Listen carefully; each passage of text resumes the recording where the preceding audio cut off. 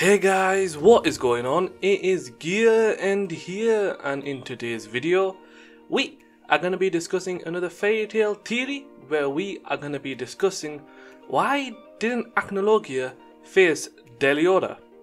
Sit back, relax, and I hope you enjoy this video. So without further ado, let's get right into this interesting fairy tale theory which should hopefully make some sense.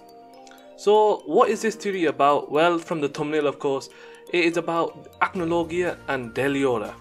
So Acnologia, of course, you all know him. He is the most biggest villain ever in the fairy tale history, and let's just say he was one of the most badass villains ever. He was so powerful, so OP, that they literally had to nerf him with just one arm, of course, after he faced Igneel.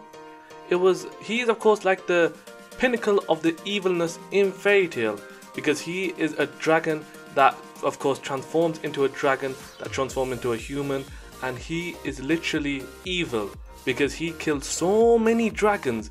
He has caused so much destruction, so much death, that it literally, you can't count how many times he has killed someone, or how much times of course he has actually caused so much death and destruction. It is literally insane.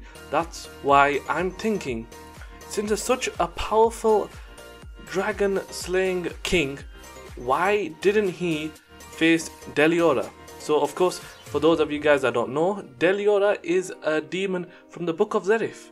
He of course was a very powerful demon back in his days, and he was sealed by the great ice wizard Ur, who used her most powerful magic, Iced Shell. And of course, as this did prove effective against Deliora, of course, he was sealed for so long that when he was, let's just say, revived, his powers were drained, of course, thanks to Ur, and of course, he was easily defeated by Notsu and the crew. But why is it that such a demon of that caliber, if you remember, of course, he caused so much death, so much destruction. He was literally the reason why Grey's parents died. He was moving from one continent to another, and he was literally causing so much death and destruction whilst he was traveling across through each of the continents. So if you're thinking about it that way, why is it that this demon was able to go on a rampage unnoticed, unlooked by a specific dragon?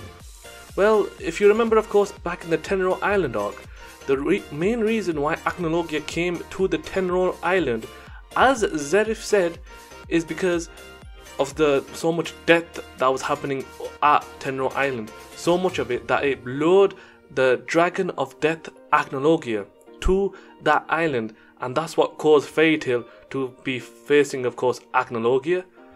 So you're thinking, of course, so Acnologia, of course, he is drawn into death and destruction, and wherever of course that is, he will always go there. So of course, if we take that sort of plot into account, you start to think, well, who else caused so much death and destruction? Well, it was Deliora, of course, causing so much death and destruction when he was rampaging through villages. So why is it that Acnologia didn't face Deliora? Well, here is my theory. So Deliora was probably the one most powerful demon out of the whole Tartarus. Not as powerful as END, of course, but he was so powerful that probably Acnologia did face him at one point, but he couldn't defeat him because, of course, again, Deliora was a book from the Book of Zerif, of course, so he was a demon, and he was so powerful that Acnologia could not even destroy him, could not even scratch him. So you're probably thinking, nah, that can't be right, because Deliora, even though he is very powerful, we of course as fans know that he wasn't probably as powerful as Acnologia. Well then, answer me this. Why is it that Acnologia never came in once to face off Deliora? Because if Acnologia came just once when he was, of course, Deliora was causing so much death and destruction, why is it that if he came in just one time, he would have probably stopped the death of Grey's parents, even though that would have stopped him coming from Fairy Tail, but he would have stopped the death of Grey's parents and his whole village? So if he just came in once during those times just to defeat Deliora, that would have saved so many lives, and probably so many, of course, people would have been saved. So you can also think about this as well.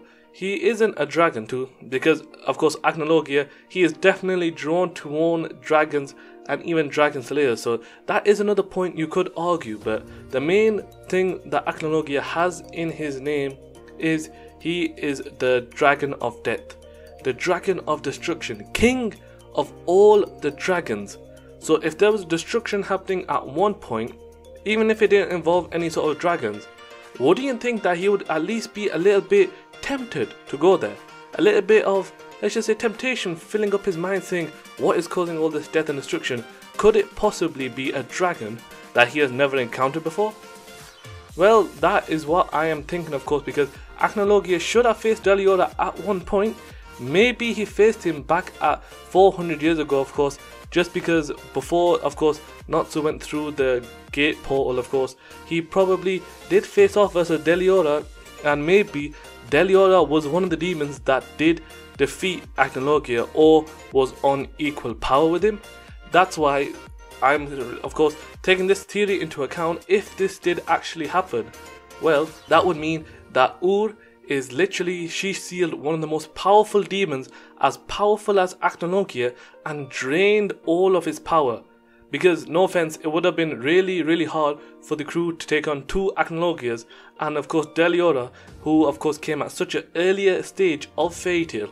For the current Fairy Tail crew to take him on, even though it took, of course, a lot for the Fairy Tail Final Series characters, their version, of course, of the future versions, it took them so much just to defeat Acnologia that they were near their deaths. So what do you think would happen at the beginning?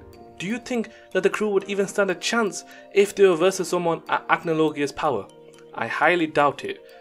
So I'd say this theory, it does make sense, but again, like I said, you can also argue that just because Deliora wasn't a dragon, Acnologia probably didn't care too much about it. He didn't care about the death and destruction. He just, of course, was trying to find dragons, kill all the dragons in the world. That was his main objective, of course, and you could argue that he probably did just want to find dragons and he didn't care about any of the book of Zerif's demons. Well, that is, of course, for you guys to let me know down below. What do you think it is? Why didn't Acnologia face Deliora? Even if it was just once, why didn't they both have a showdown? Or is it that they already had a showdown and someone was victorious, aka Deliora? You guys let me know down below. And of course, if you enjoyed this video, make sure to drop it a like, leave a comment, and if you of course enjoy watching these videos, of course, make sure to subscribe to the channel, because I will be doing a lot more Fairy Tail theories, of course, a lot more videos for you guys. And of course, I'm enjoying doing these videos at the moment. I love creating videos for you guys, just because you guys watch them, of course. Even though some of you might not even be up to this point, I still, of course, appreciate every single person that clicks onto the video, of course, and even watches just a minute. Thank you guys very much, of course, for that. And if you have, of course, watched it all the way through here right now, as I am speaking, thank you very much. You are the OG, and of course, hopefully one day we can build such a great community with you guys. Thank you guys for watching this video. Take care, and peace.